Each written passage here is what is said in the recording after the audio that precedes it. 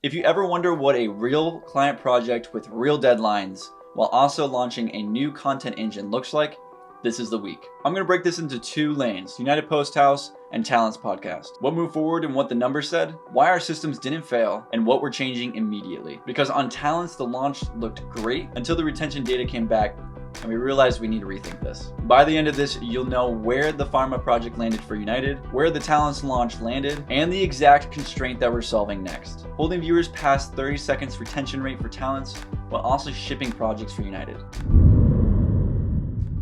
Let's start with United. So this was pretty simple. We were just getting ready to get this off to client for previewing before we go into storyboard. They need to storyboard every single piece of the video, which is about a 9 to 10 minute video, for legal to go through and actually review and check off everything. Extremely tedious and a lot of time. Thank God we don't have to do this. So we are prepping this project, getting it ready for the agency to start doing their storyboard. So this is a high pressure in its own certain way, where we have to make it look accurate and look perfect because they're actually going to be going through frame by frame, making sure that everything's good to go. Now this isn't the final edit, but this is the edit that's going off to legal to make sure that this is actually good to go and we can move on to the next step where we would actually be color grading it, putting on audio, sound effects, music, and finishing any other details like VFX or anything like that. Now the issue with legal is what takes so long. We have 3 rounds of legal review, and the first one usually takes about a week and a half. We make adjustments if need be, we do another week of legal review, make the adjustments, and then final sign off. So we're spending about a month, maybe a month and a half, just making basic changes to legal. And this is a massive calendar issue that we have to deal with on the front end. So while we're actually doing the hero, we're going to be doing our short form edits in between. One of the challenges we ran into is a section the client didn't like how it was flowing and the content that was captured. Now the production company got this on an ARRI Mini Alexa, and if you've ever seen those cameras, that it's very difficult to match footage from any kind of stock footage. So one of the places we went to is Film Supply, which is an awesome resource to get high quality, high content for stock footage. And the content on here is shot by well-known DPs and directors around the world and is submitted into Film Supply, which is a highly regarded, high quality content. So we're hoping that this will pass the test to what we need. So here's the weird aspect that we're going into, is that legal has to look at the storyboard frame by frame and make the decision based off of that. So they will not be watching the video, they will not be watching the flow. And in some regards, I understand this, but it doesn't make full sense to me. But it's something that we have to go through to make sure that the project is legally correct and we can actually put out the images and content that's in it without any legal issues. As of now, we are still on track for our May delivery. So we started this project back in January, and we have all the way until May to get this project out complete for the hero and the 2 short forms. One of the big things that we just found out that's a little bit of an obstacle that we had to navigate is that we actually need 2 different VFX shots. There's one where there's a phone and it's showing a home screen, so it doesn't even look like they're on the phone. So we have to actually mask out the screen and black it out. Another VFX shot is where we actually have to go into the book and the calendar that they created and make it look like somebody wrote something in there. So we have to add that feature too.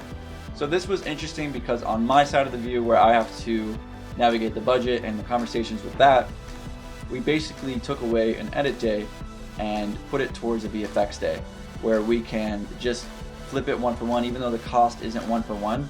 I decided to just go ahead and eat the cost on our end and to just have a lesser margin on the VFX, but to make it easier for the client that we're working with and just keep this process smooth, since it's not that big of a deal. So that's the week for United, but getting into Talents. Now this week was hard because it goes against everything in my being to have something done well and perfect. But this was purely a ship and learn as you go. Some of the analytics that we immediately were hit with is on day 1, it was a 4-hour grind to get everything up and actually post it for the next morning.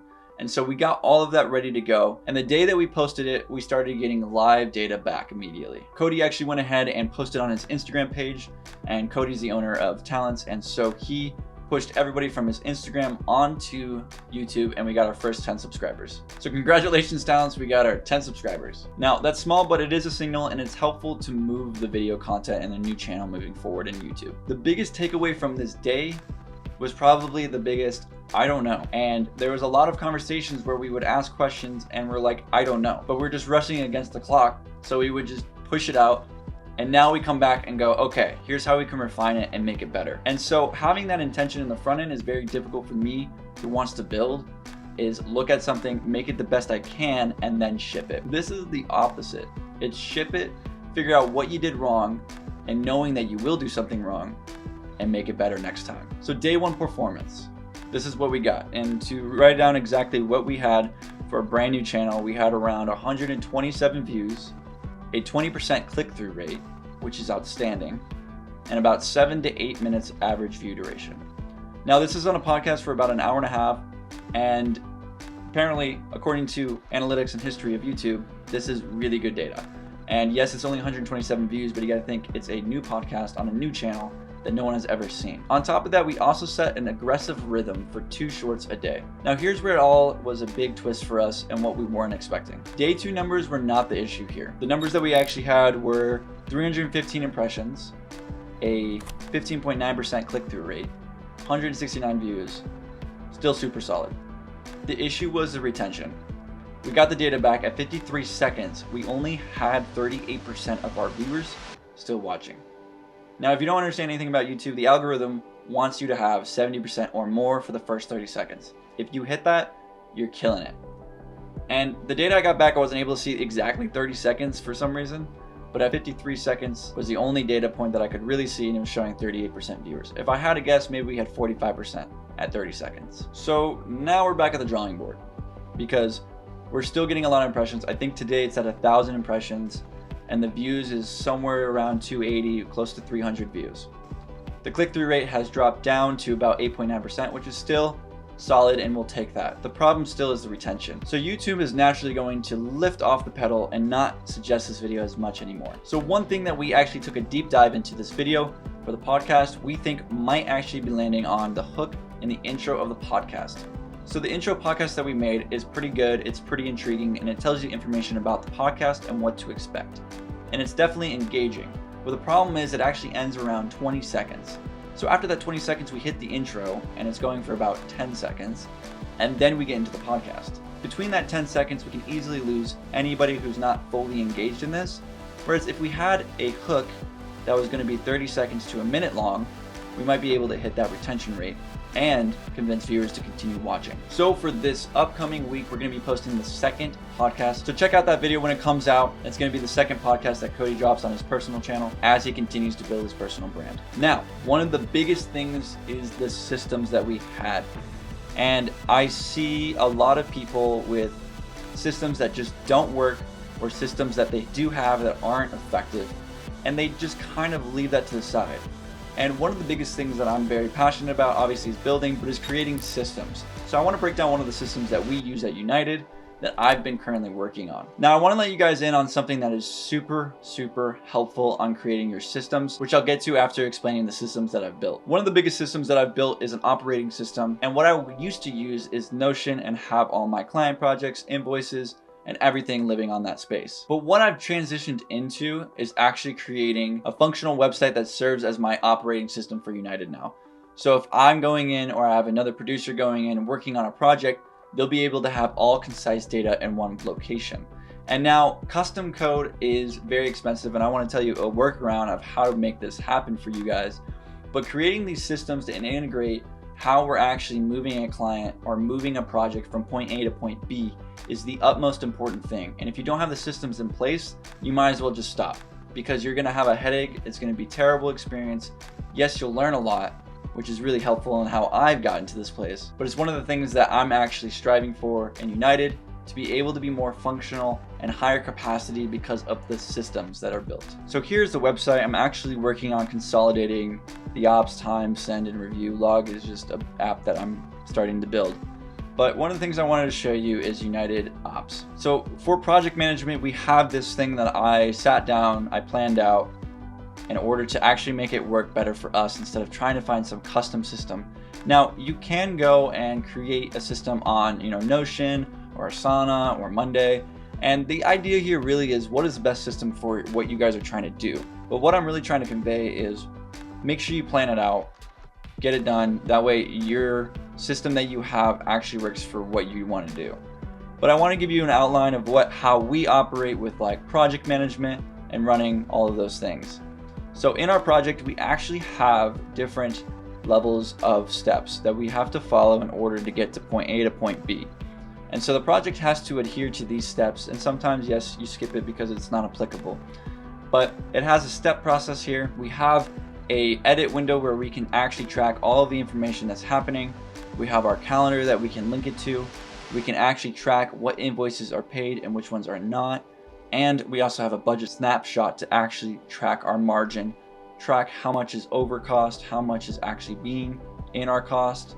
And if we actually go to tracking, we can track our assets. So in here, we also have the line item where we can actually track our cost and spending, where we can come in here and we can assign what category they're to, the amount, is it been paid, is it waiting for approval, or is it a top up, which is just overages for cost on a project. And so this is how we actually track our project, and it's in our project flow.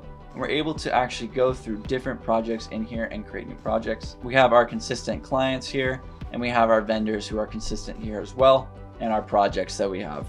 In our invoice tab, I can't show you for confidentiality reasons, but we have all of our invoices which are linked to the projects. So now one thing that is super helpful for me that most people don't actually use is this. ChatGPT, but it's for code, and it's called Codex.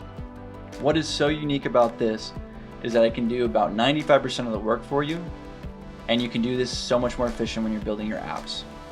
So if you actually go and download Visual Studio Code, you can set this up and you get the plugin for Codex. You have to have the subscription for the account, but you can actually use Codex, its plugin, and it will literally program for you. You talk to it like a conversational AI and it will do the work.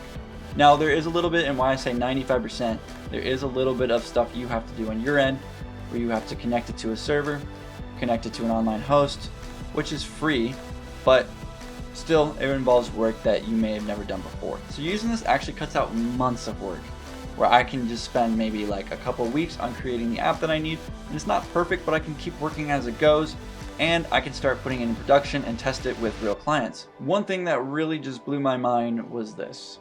I read this quote, and it goes, "You are the root of your financial success or failure. If you work on the roots, the fruits will take care of themselves."